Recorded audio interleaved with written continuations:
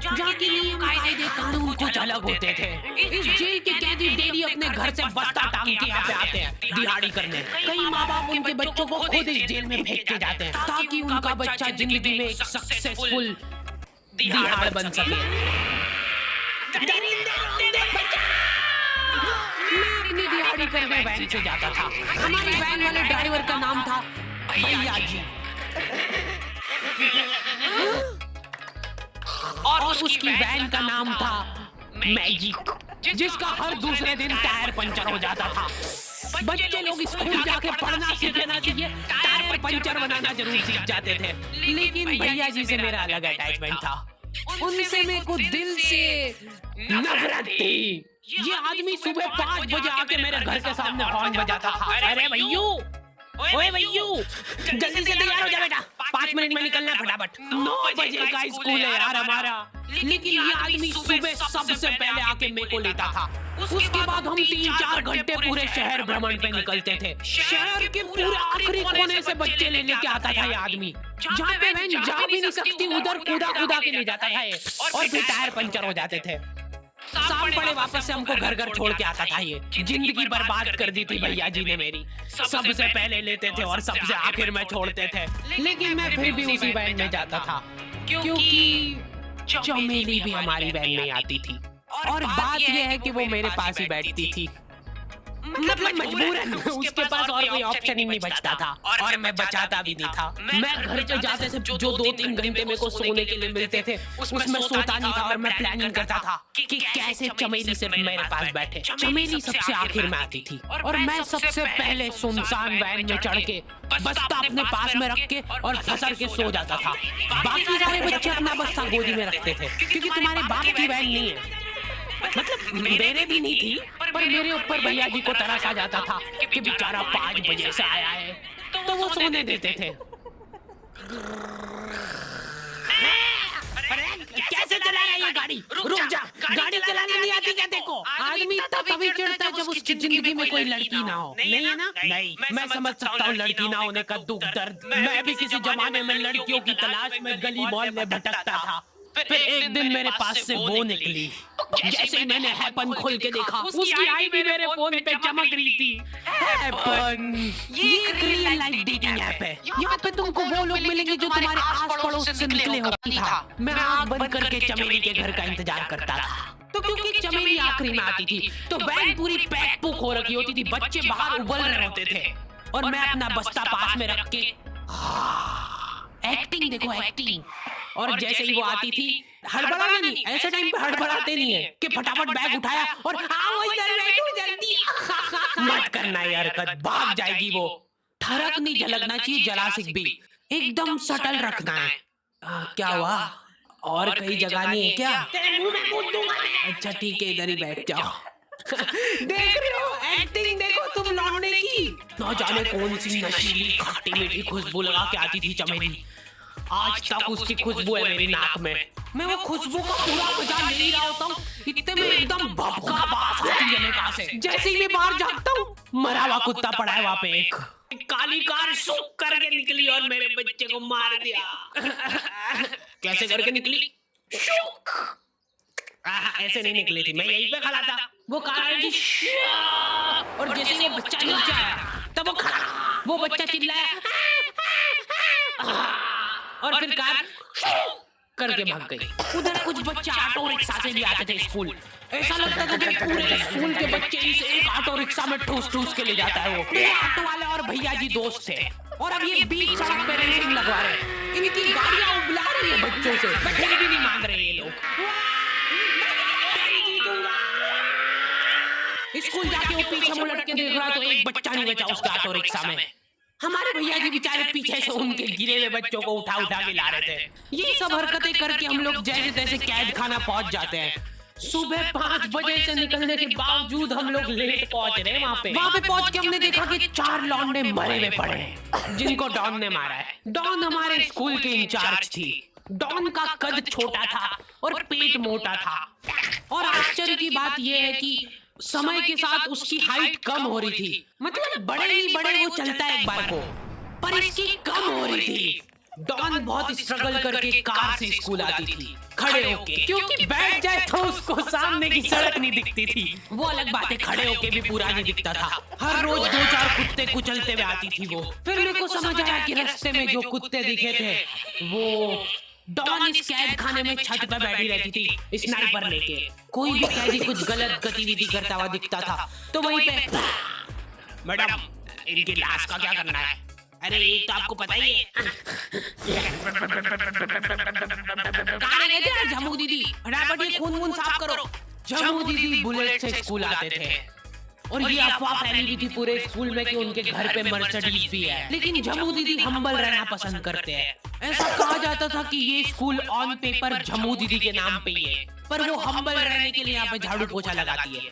वैसे मैडम इन्होंने करा क्या था? गैर कानूनी पेन फाइट का सट्टा खेलते थे ये लोग क्लास में। उससे मेरे को प्रॉब्लम नहीं है, मेरे को क्यों नहीं? हमारी क्लास में पेन फाइट का सट्टा चलता था।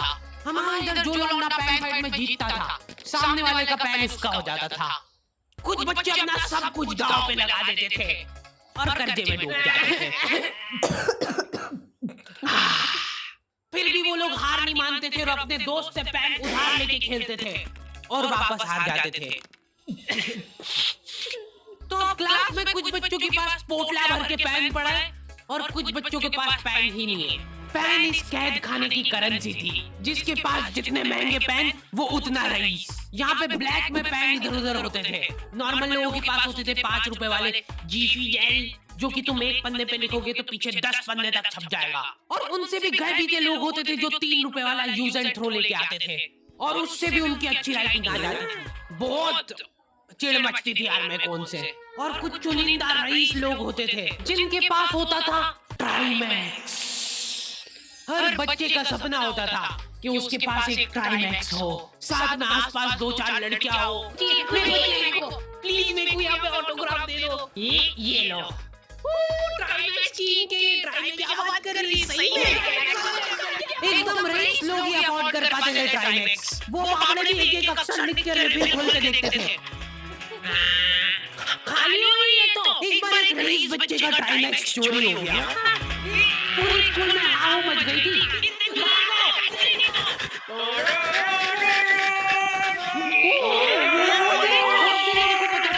कि वो आदमी दौड़ भी सकता है। हमारे स्कूल में कुछ भी कांड हो रहा है ये आदमी सबसे पहले दौड़ जाएगा। पूरा कॉल चोर और बच्चों के बैग चेक करेगा। स्कूल वालों को भी इसकी सैलरी देते वक्त सबसे ज्यादा हक करती है। सैलरी किस चीज की? इस आदमी की शक्ल देख के ऐसा लगता था कि ये स्पोर्ट्स की आड़ में बैंक वालों के साथ मिलके बच्चों की स्मगलिंग करता है। इस महान आदमी का नाम था भूषण। इसने अपनी जांघ पे टैटू करा रखा था। भू अलग जांघ पे, सड़ अलग जांघ पे। सर कल से खो-खो खेलने के लिए कितनी बजे आना है? वो तो बैग चेक करा पहले तू। इन्होंने पूरे कैद खाने के कैदियों को लाइन से खड़ा कर दिया है। पेन हमारी क्लास के बच्चे का घुमा है और पूरे स्कूल में ढूंढ रहे हैं लोग। आखिरी में पता चलता है कि वो बच्चा घर पे भूल के आ गया था उसका पेन। सॉरी बेटा, एक फेड में मुंह देगा।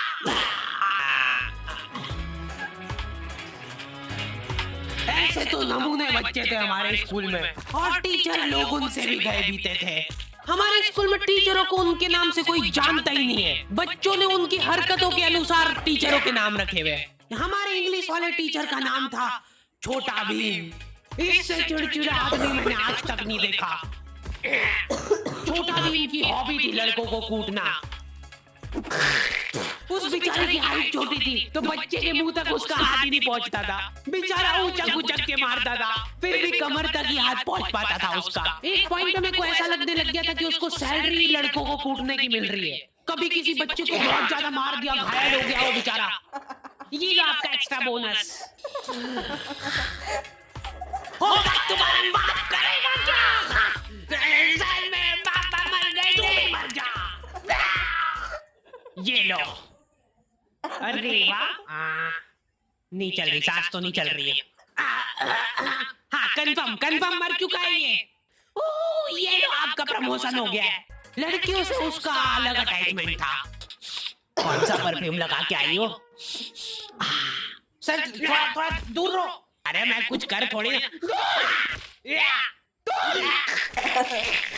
भोली की सूरत।